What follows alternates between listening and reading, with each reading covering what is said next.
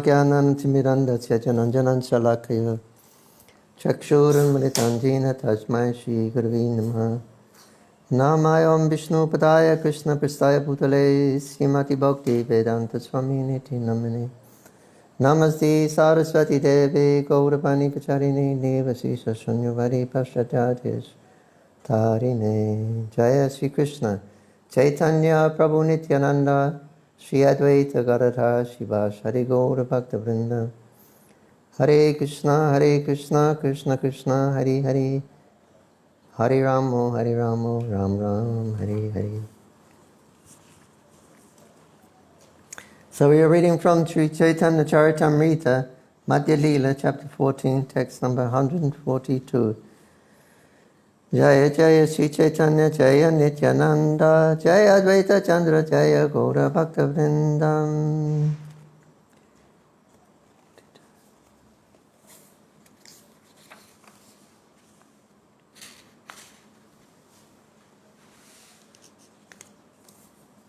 Shamyako Pikaramani Nayana Katana Ekaturi Beda Kori Dikadarshanam. It is not possible to give a complete statement about the different types of jealous anger manifested by the gopis, but a few principles may serve as an indication. We're reading from the performance of the Vrindavan pastimes, Harihara Panchami, how Lakshmi Ji has personally gone with her soldiers to the Rath Yatras and started to beat the soldiers, beat the Rath, showing great anger, and marched off in great jubilation as victory, great victory. This type of jealous anger is not manifested like this so much as it is in the Goddess of Fortune. Usually in Krishna's pastimes, the jealous comes there, jealous anger is there, but that they give it up after some little while, some persuasion and some sweet talkings, and slowly they give up their anger. But here we see Lakshmi, she's maintaining that attitude and marching, beat the soldiers and come back marching in great defeat, victory. 143. There are three types of women.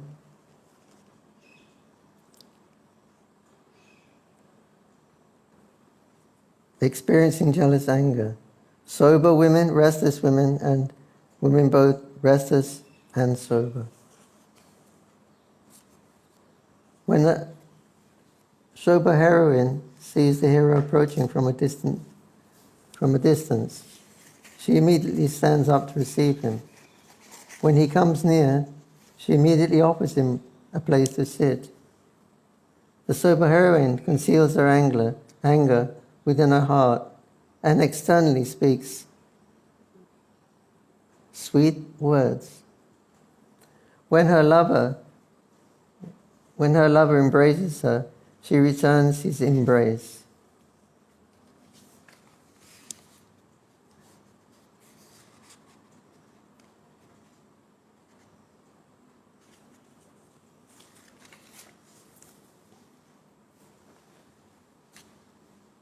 The sober heroine is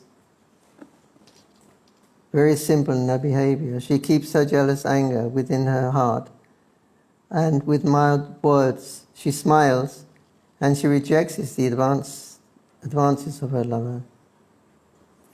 The restless heroine, however, sometimes chastises her lover with cruel words, and sometimes pulls his ear, and sometimes binds him with a flower garland. The heroine, who is a combination of sobriety and restlessness, always jokes with equivocal words. She sometimes praises her lover, sometimes she blasphemes him, and sometimes remains indifferent. Heroine may also be classified as captivated, intermediate, and impudent. The captivated heroine does not know much about the cunning practices of a jealous lover, of jealous anger. The captivated heroine simply covers her face and goes on crying. And when she hears the sweet words from her lover, she is satisfied. Both the intermediate and impudent heroines are classified as sober, restless, and both sober and restless. All their characteristics can be further classified in 3 divisions. Some of these heroines are very talkative, some are mild, some are equipoised. Each heroine according to her own characteristics. According to her own character, increases Sri Krishna's loving ecstasy. Although some of the gopis are talkative, mild, and some equipoised, all of them are transcendental and faultless. They please Krishna by their unique characteristics. Sri Caitanya Mahaprabhu felt unlimited happiness upon hearing the descriptions, and he again and again requested Sri Damodar to continue speaking. Sri Damodar said, Krishna is the master of all transcendental mellows and the taster of all transcendental mellows, and his body is composed of transcendental bliss. Krishna is full of ecstatic love and always subordinate to the love of his devotees. The devotees are very much experienced in pure love and in the dealings of transcendental mellows. There is no flaw or alteration in the love of the gopis, and therefore they give Krishna the highest pleasure possible. Purport. Rashabhash means, Rashabhash occurs when one's relationship with Krishna is adulterated. There are different types of Rashabhash, the first class, second class, and third class. The word Rasa means mellow, and Abhash means a shadow. If one tastes one kind of mellow and something extra is imposed, that is uparasa. If something is derived from the original mellow, it is called anurasa. If sometimes it appreciated, if something that is appreciated that is far removed from the original mellow, it is called uparasa. Uparasa, anurasa are aparasas, and respectively first, second, and third class Rashabhash. As stated in the Bhakti Rasamrita Sindhu 4912, Purvam Ivan Shishtina Nikala Rasa Lakshmana Rasa Iva Rashabhasha Rasa Ganir Avimukta.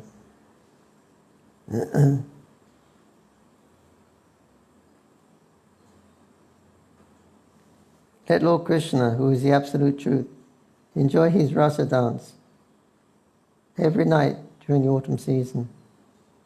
He performed his dance in the moonlight and with full transcendental mellows. He used poetic words and surrounded him with women who were very much attracted to him.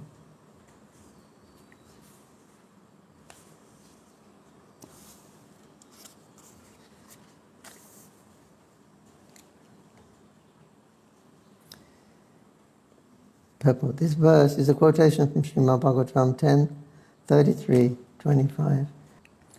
The gopis are all transcendental spirit souls. No one can ever think of the gopis and Krishna that they have material bodies. Vrindavan Dham is also a spiritual abode, and there the days and the nights and the trees, flowers and water and everything else are spiritual. There's not even a trace of material contamination. Krishna, who is the Supreme Brahman and Super Soul, is not at all interested in anything material. His activities with the gopis are all not spiritual.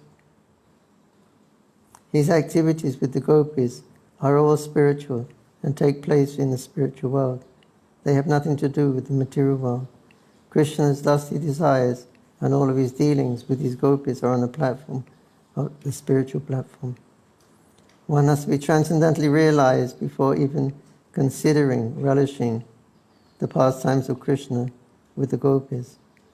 One who is on the mundane platform must first purify himself by following the regulative principles. Only then one can try to understand Krishna and the gopis. Sri Caitanya Mahaprabhu and Sri Ramananda Roy,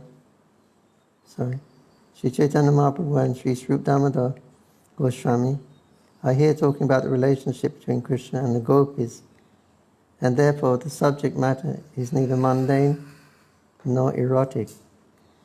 Being a sannyasi, Sri Caitanya Mahaprabhu was very strict in his dealings with the women. Unless the gopis were on the spiritual platform, Sri Caitanya Mahaprabhu would never even mention them to Sri Damodar Goswami. Therefore, the descriptions do not at all pertain to material activity.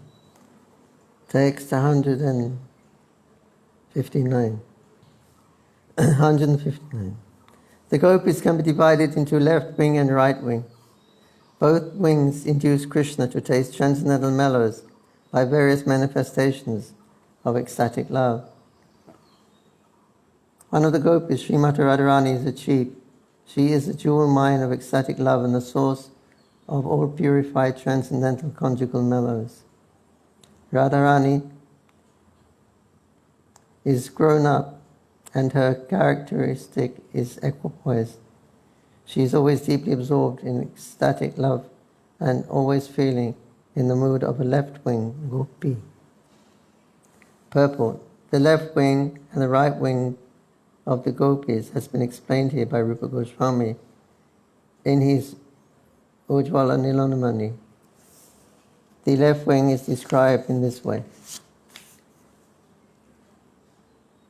A gopi is always eager to be jealously angered, who is very enthusiastic for that position, who immediately becomes angry when defeated, and who is never under the control of a hero, and always opposes him, is called a Vamana, or left-wing gopi.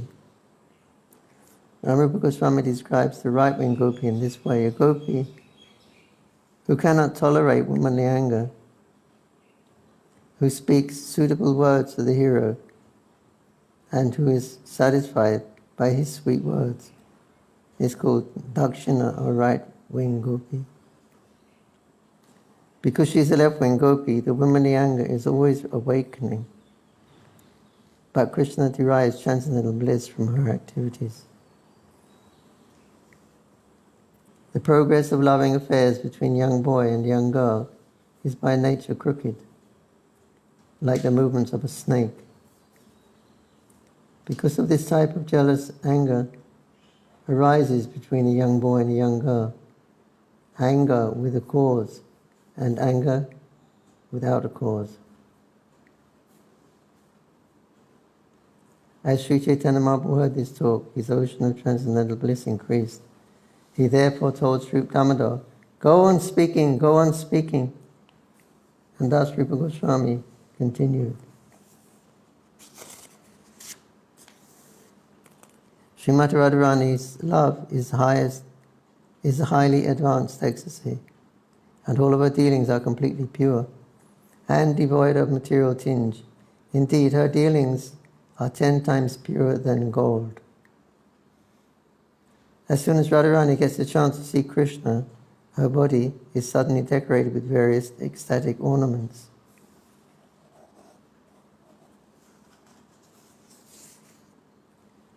The transcendental ornaments of Srimati Radharani's body include 8 sattvika or transcendental symptoms, the 33 vaibhavachari bhavas beginning with harsha or jubilation in natural love, and the 20 bhavas or ecstatic emotional ornaments. Purport. The 33 vaibhavachari bhavas, bodily symptoms, manifested in conjugal ecstatic love are as follows. 1. Nivedana,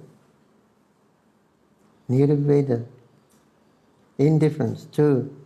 Vishada, moroseness. Dainya, meekness. Glani, feeling that one is in a faulty position. Shrama, fatigue. Mada, madness. Garva, pride. Shanka, doubt.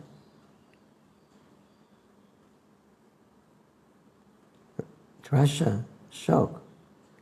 Avega, intense emotion. Unmada, craziness. Apasmarta, forgetfulness. Vyadi, disease. Moha, bewilderment.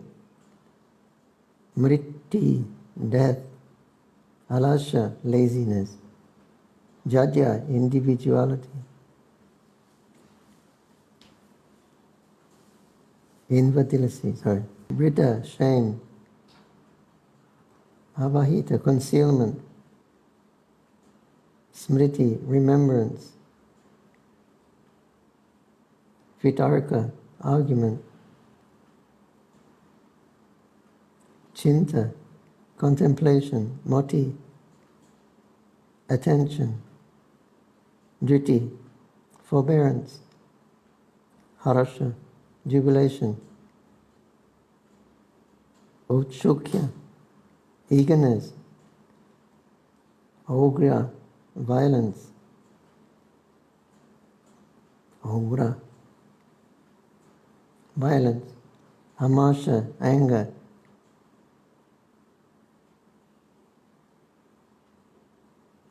Ashya, jealousy. Chapalya, impudence. Nidra, sleep. Shukti, deep sleep.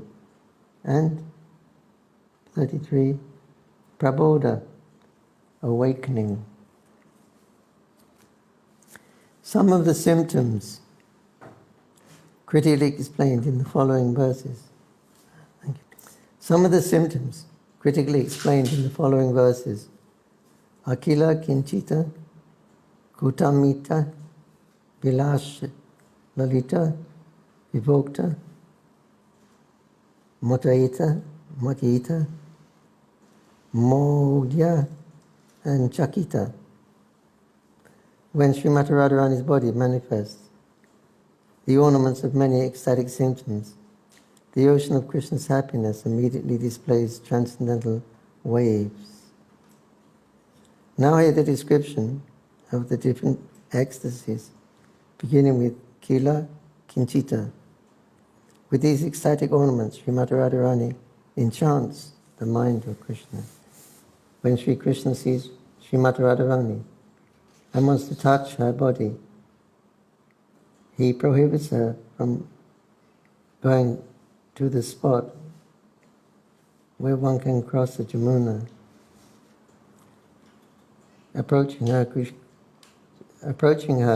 Krishna promises. Approaching her, Krishna prohibits Radharani from picking flowers, and he also may touch her in front of her friends. At such times, the ecstatic symptoms of Kila Kinchita are awakened. First, there is jubilation and ecstatic love, which is the root cause of these symptoms. Purport. When Srimati Radharani leaves her house, she is always well dressed and attractive. It is her womanly nature to attract Krishna's attention. And upon seeing her so attractively dressed, Sri Krishna desires to touch her body. The Lord then finds some fault in her and prohibits her from going to the river and stops her from picking flowers. Such are the pastimes between Srimati Radharani and Krishna. Being a cowherd girl, Srimati Radharani regularly carries milk in a container and often goes to sell the milk on the other side of the Jamuna. To cross the river, she has to pay a boatman, and the spot where the boatman collects his fares is called Dhangati. Lord Sri Krishna stops her from going, telling her, first you have to pay the fee, then you can be allowed to go. This pastime is called Dhankeli Lila. Similarly, if Radharani wants to pick flowers, Sri Krishna claims to be the garden's proprietor, and he prohibits her. This pastime is called Kila Kinchita.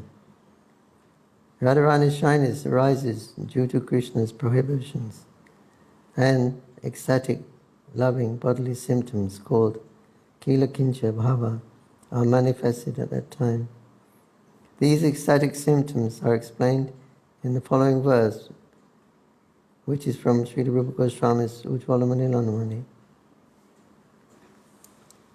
Pride, ambition, weeping, smiling, envy, fear and anger are the 7 ecstatic symptoms, loving symptoms, manifested by a jubilant shrinking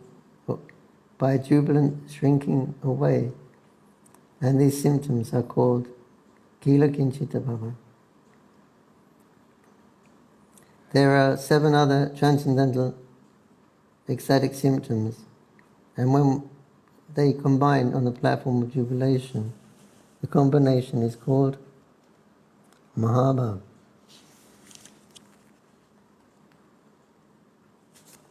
The 7 combined ingredients of Mahabhav are pride, ambition, fear, dry artificial crying, anger, envy, and mild smiling. Artificial crying? Artificial crying? Artificial crying. How is that? How is that? Pretending to cry.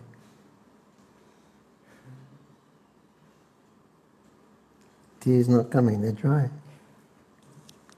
Dry artificial crying, anger, envy, and mild smiling. There are 8 symptoms of ecstatic love on the platform of transcendental jubilation. And when they are combined and tasted by Krishna, the Lord's mind is completely satisfied.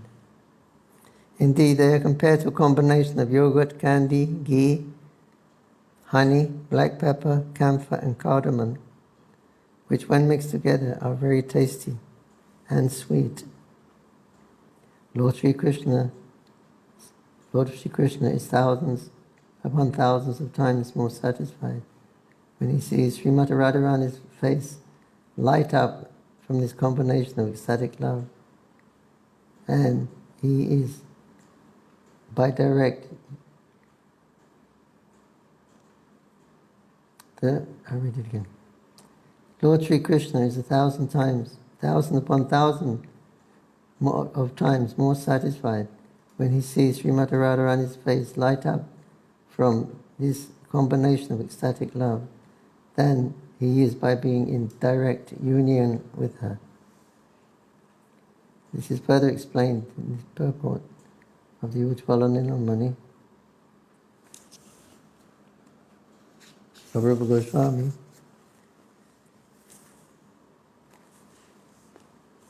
May the light of Srimati Radharani's Kila Kinchita ecstasy, which is like a bouquet, bring good fortune to all. When Sri Krishna blocked Radharani's way in the Dhangati, there was laughter within their heart. Her eyes grew very bright, and fresh tears flowed from her eyes, reddening them. Her sweet relationship with Krishna due to her sweet relationship with Krishna. Her eyes were enthusiastic, and when her crying subsided, she appeared even more beautiful. Text 181.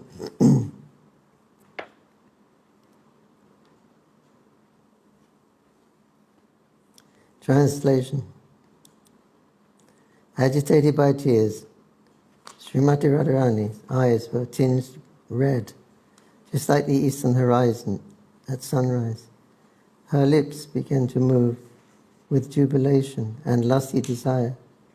Her eyebrows curved in her moon-like face, smiled mildly. Srimati Radharani's face exhibited such emotions. Lord Sri Krishna felt millions of times happier than when he embraced her. Indeed, Lord Krishna's happiness is not at all mundane. Purport. This is a quote from the Madhya Lila 9:18. Upon hearing this, Sri Caitanya Mahaprabhu became very happy, and being absorbed in this happiness, he embraced Sri Damodar Goswami.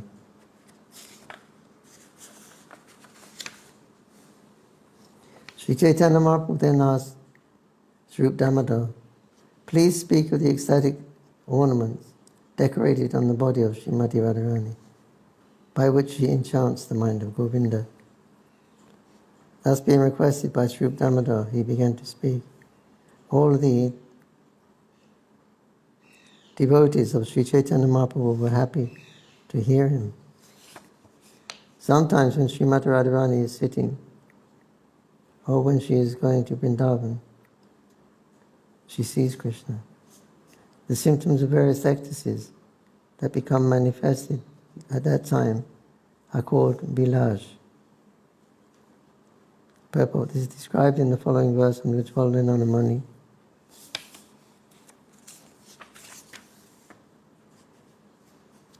The various symptoms manifested in a woman's face, eyes, and other parts of her body, and the way she moves, stands, and sits when she meets her beloved are called bilash.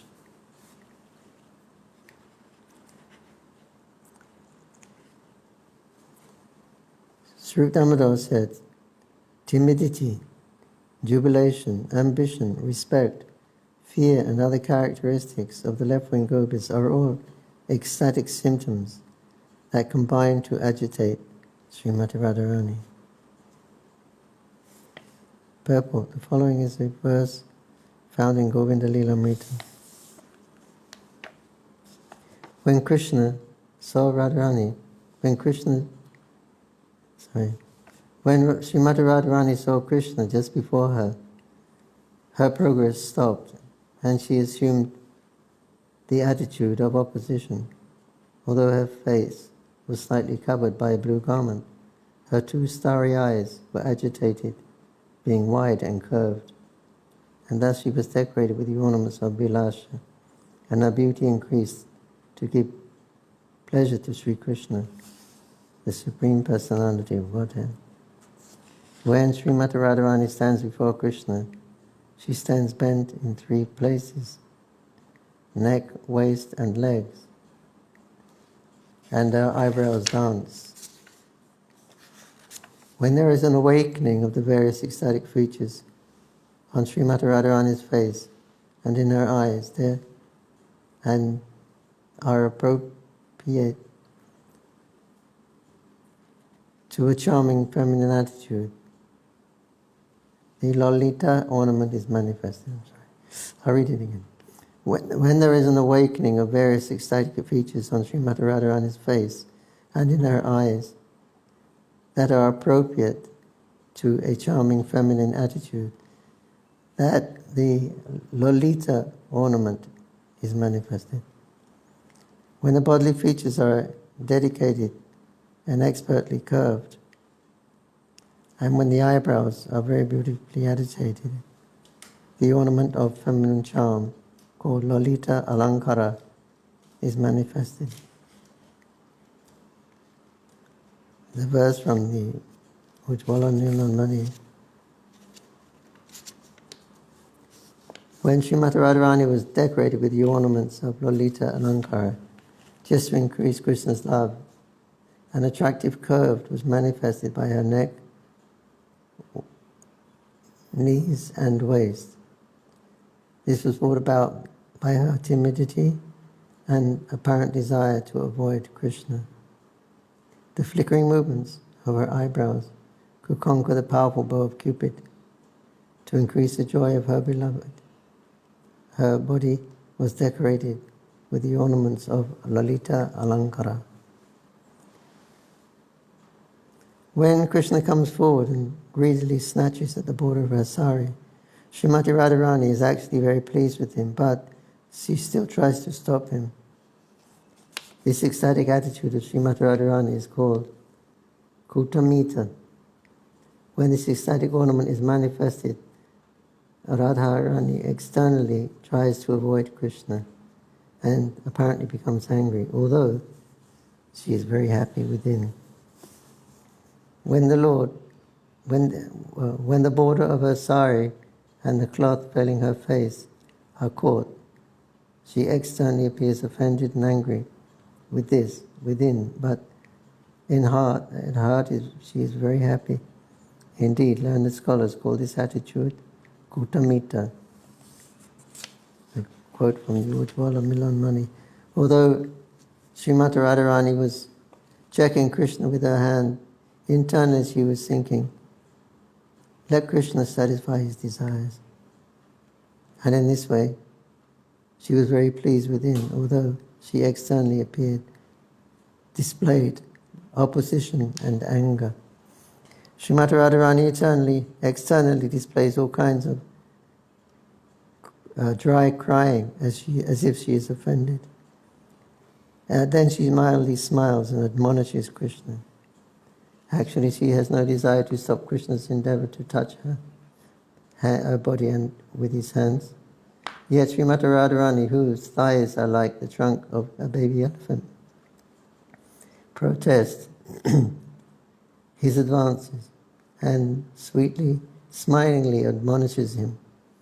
At such time she cries without tears on her charming face.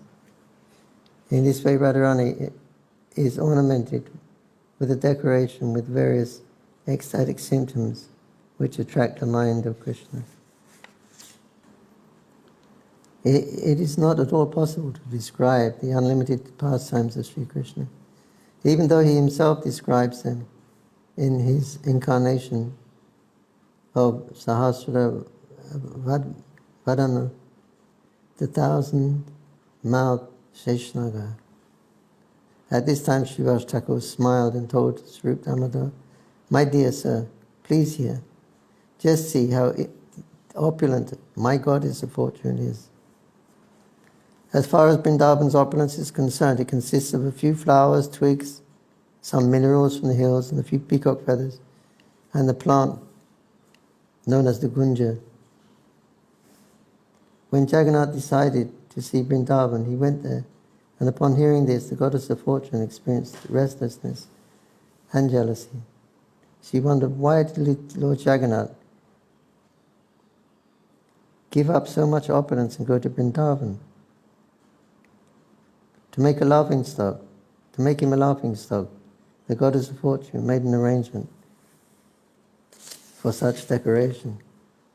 Why doesn't Jagannath protest? Hmm? When Lakshmi Devi goes to break and do things, why doesn't Jagannath protest or stop her?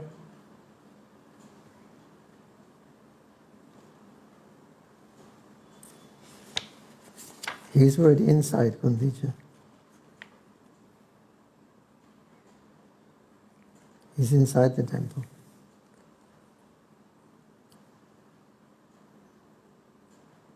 So they beat up the guards and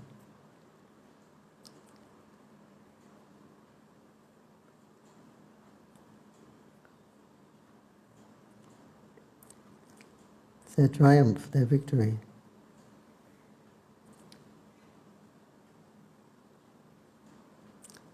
It's too Jagannath, too too delicate for Lord Jagannath.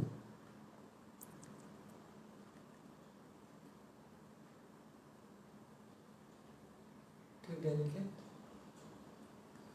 Well, he has to give an explanation why he didn't come back. He promised to come back in 2 days or so. He didn't come back.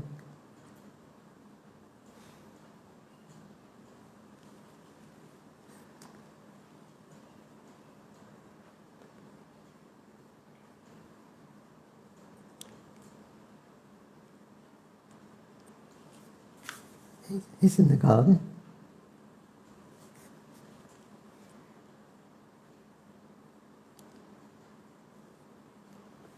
Anyway, we explained here, I'm sure.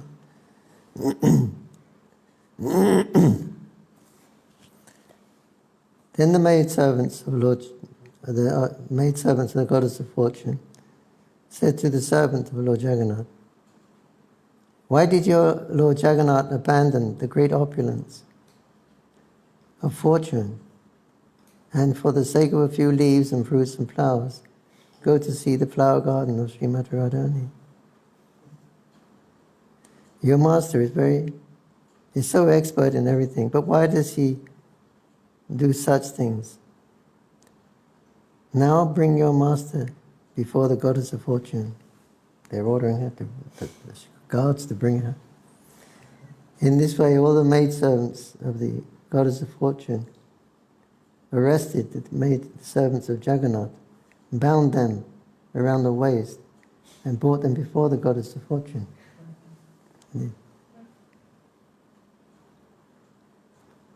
When all the maidservants brought Jagannath's servants before the lotus feet of the goddess of fortune, the Lord's servants were fined and forced to submit.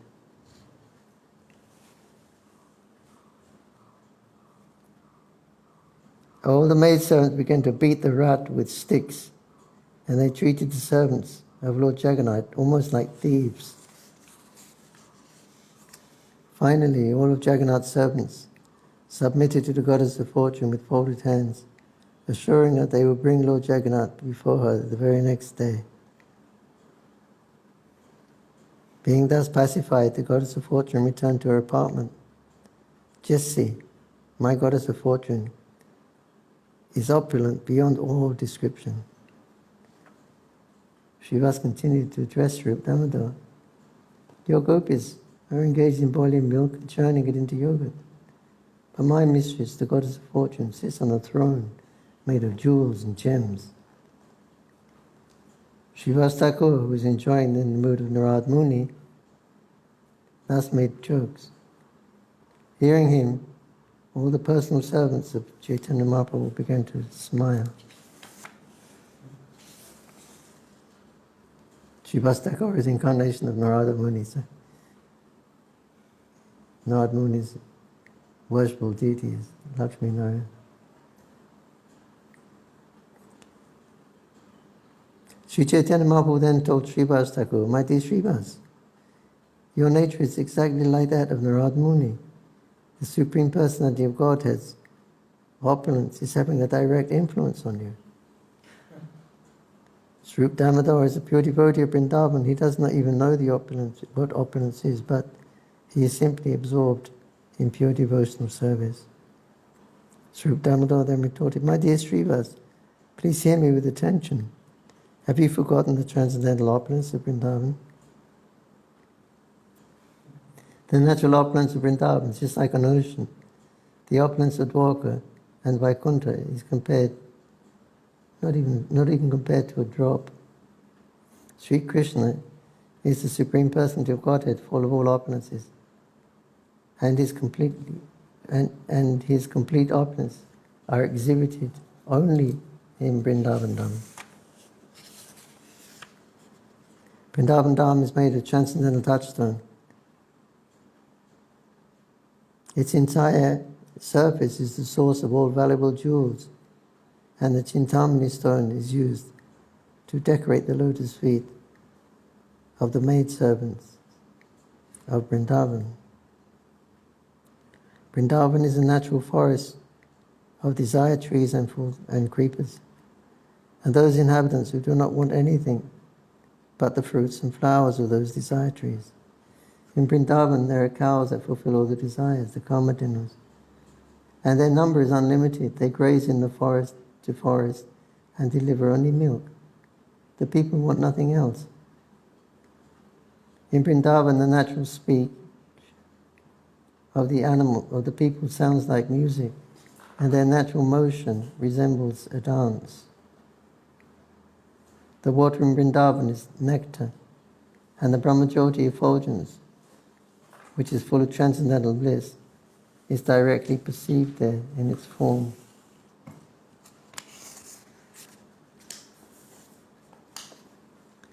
The gopis there are also goddesses of fortune, and they surpass the goddess of fortune who abides in Vaikuntha. In Vrindavan, Lord Krishna is always playing his transcendental flute, which is his dear companion.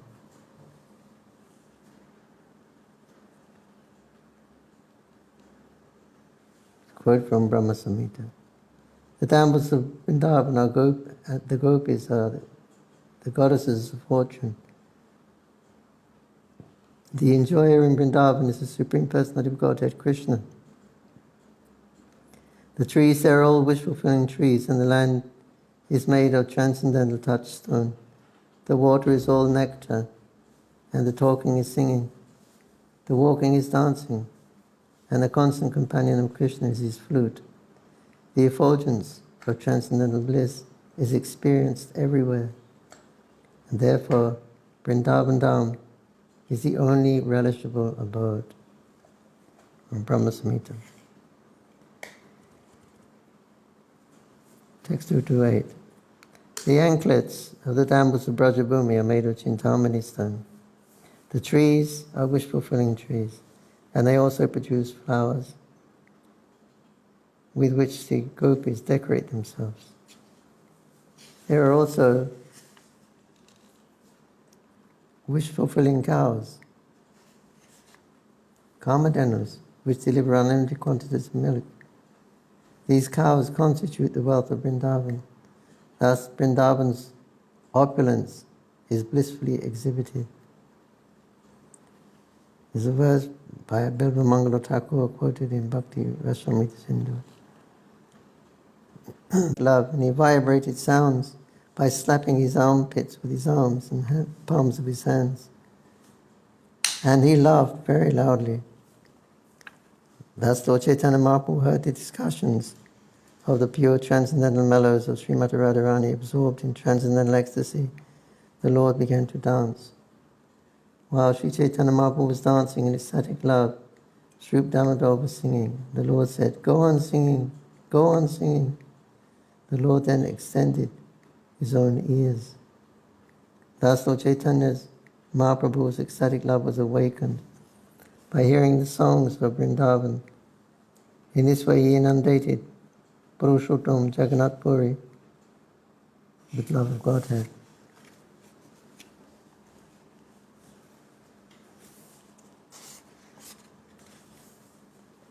Finally, the goddess of fortune returned to her apartment. In due course of time, Sri Chaitanya Mahaprabhu was dancing after the afternoon arrived. After much singing, all of the Sankirtan parties grew fatigued, but Sri Chaitanya Mahaprabhu's ecstatic love increased twofold. While dancing, absorbed in Srimati Radharani's ecstatic love, Sri Chaitanya Mahaprabhu appeared in her very form. Seeing this form from a distant place, Nityananda Prabhu offered prayers.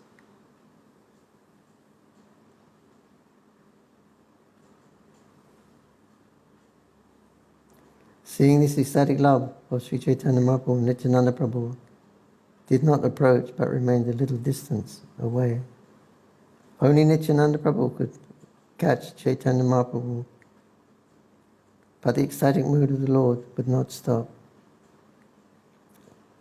At the same time, the kirtan could not be continued. Sri Damodar then informed the Lord that all the devotees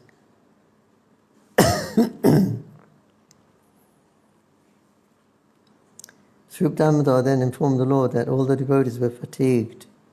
Seeing the situation, Caitanya Mahaprabhu came to his external senses. Sri Caitanya Mahaprabhu then entered the flower garden with all of his devotees. After resting there for some time, he took his afternoon bath. Then there arrived in great quantities a variety of food that had been offered to Sri Jagannath, and a variety that had been offered to the goddess of fortune. Sri Caitanya Mahaprabhu finished his afternoon lunch, and after his evening bath, he went to see Lord Jagannath. As soon as he saw Lord Jagannath, Sri Caitanya Mahaprabhu began to chant and dance. Afterwards, accompanied by his devotees, the Lord enjoyed sporting in the lake called Narendra Sarovara. Then entering the flower garden, Sri Caitanya Mahaprabhu took his meal. In this way, he continuously performed all kinds of pastimes for 8 days. The next day, Lord Jagannath came out from the temple and, riding on his cart, returned to his own abode. As previously, Caitanya Mahaprabhu and his devotees chanted and danced with great pleasure. During the Pandu Vijay, Lord Jagannath was carried, and while he was being carried, a bunch of silken ropes broke. When the Jagannath deity is carried at intervals, he is placed on cotton pads, and when the rope broke, the cotton pads also broke due to the weight of Lord Jagannath, and the cotton floated into the air. Ramananda Vashu and Satyaraj Khan were present from Kulinagram, and Caitanya Mahaprabhu with great respect gave them the following orders. Sri Caitanya Mahaprabhu ordered Ramananda Vashu and Satyaraj Khan to become the worshippers of these ropes, and every year bring silken ropes from their village. It's understood that the silken rope was being manufactured by the local inhabitants of Kulinagram, which is present in Navadvip, I believe. Therefore, Caitanya Mahaprabhu asked Ramananda, Vasu and Satyaraj to get ropes every year for Lord Jagannath's cart service. After telling them, Sri Caitanya Mahaprabhu showed the broken silken rope, saying, just look at this sample. You must make ropes that are much stronger.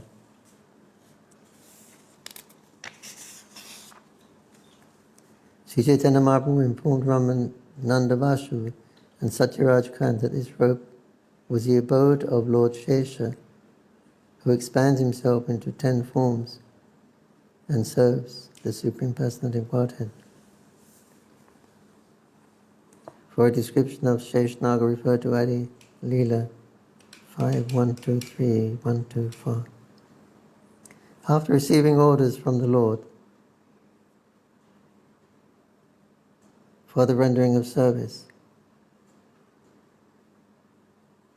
the fortunate Satyaraj and Ramananda Vasu were highly pleased.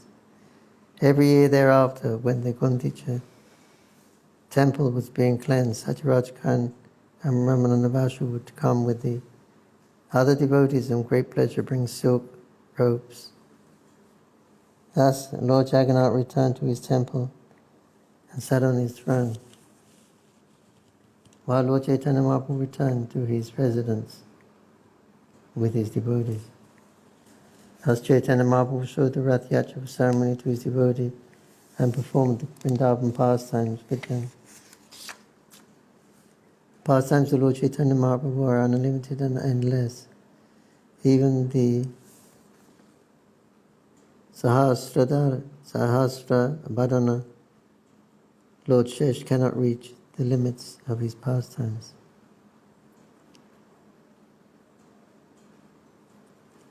Shri Rup Raghunatha Padi Yatra Ayash Caitanya Caritamrita Kahi Krishna Das, praying at the lotus feet of Sri Rupa and Raghunath, always desiring their mercy, I, Krishna Das, narrate the Caitanya Caritamrita following in their footsteps. Thus ends the Bhaktivedanta purport of the Caitanya Caritamrita, Madhya Lila, 14th chapter, described the performance of the Vrindavan pastimes and the Hera Panchami Yatra. Hare Krishna, Krishna Krishna, Hare Hare. Hare Rama, Ram Ram, Hare Hare. Jaya Jaya Sri Chaitanya Jaya Nityananda, Jaya Dvaita Chandra Jaya Gaur Bhaktivinda. Words of conclusion. Conclusion.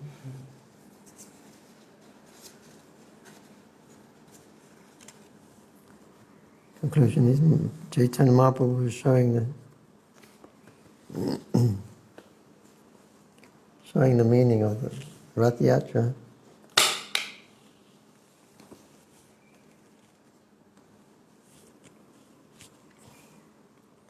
According to the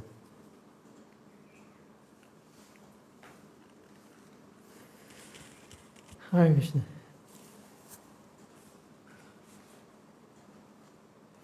According to the time, place, circumstance.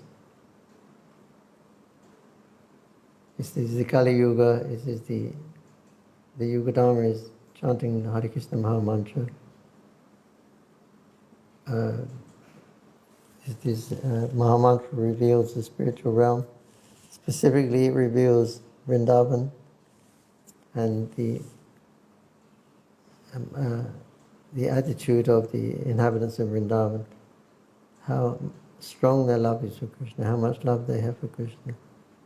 This is a very unique feature of the different incarnations. Love of God is a very unique thing, but especially the love of the inhabitants of Vrindavan that they have for Krishna. So Chaitanya Mahaprabhu descended here with his dham and his associates, with his weapons, and they all joined in the Harinam Sankirtan, and thus they were able to get a taste of Braja Prema. So therefore Mahabhadanaya Krishna Prema Bhadayati, he's giving that love of Vrindavan,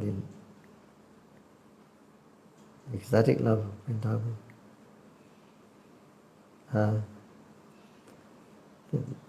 So this is a once in a day of Brahma. This Yuga Dharma appears here. Once in a day of Brahma, the 28th millennium. In one day of Lord Brahma. That is the appearance of Lord Krishna as the Supreme Personality of Godhead in his pastimes in Vrindavan, in Radharani. He gives a glimpse.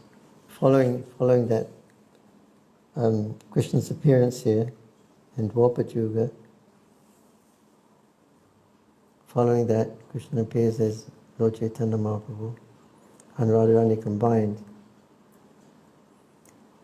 And for the purpose of relishing, for the purpose of achieving something that he couldn't appreciate in Vrindavan, that's Krishna. And that was how much love his devotees have for him. What is their feeling of love? So that he wanted to experience.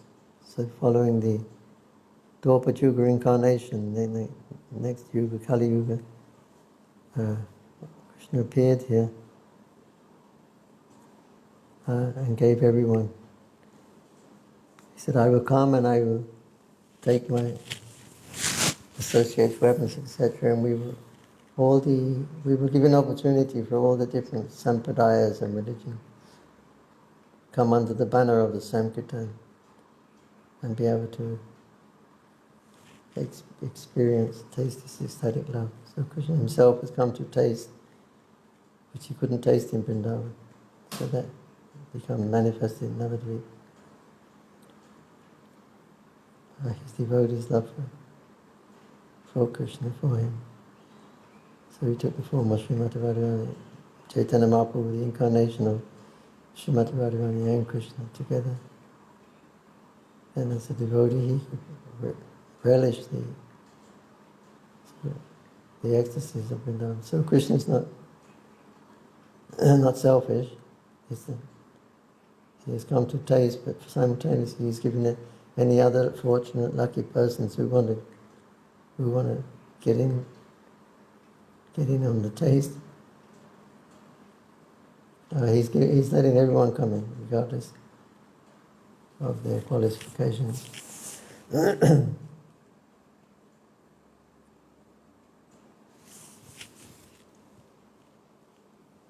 this is the conclusion, the special, unique feature.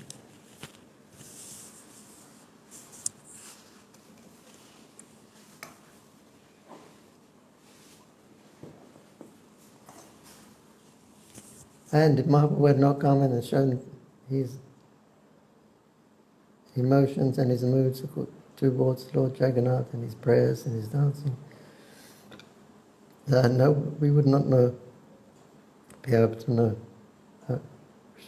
Sri Damodar and Rupa Goswami and other devotees help the Lord to taste and to reveal to everyone. So he's not a selfish Lord. Even the greatest, most confidential thing still he is giving everybody else to have a taste.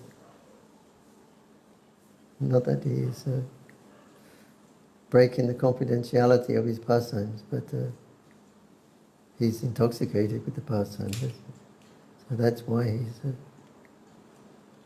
giving away freely love of Godhead like he does. So he's given the process how we can become intoxicated also through that Harinam Sankirtan.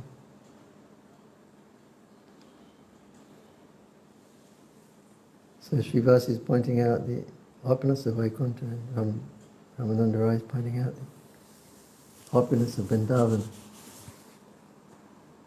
All the opulence of Vaikuntha are contained in one speck of dust of Vrindavan.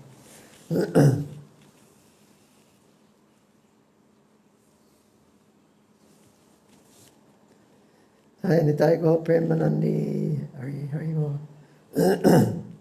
Thank you. If there was anybody listening, please.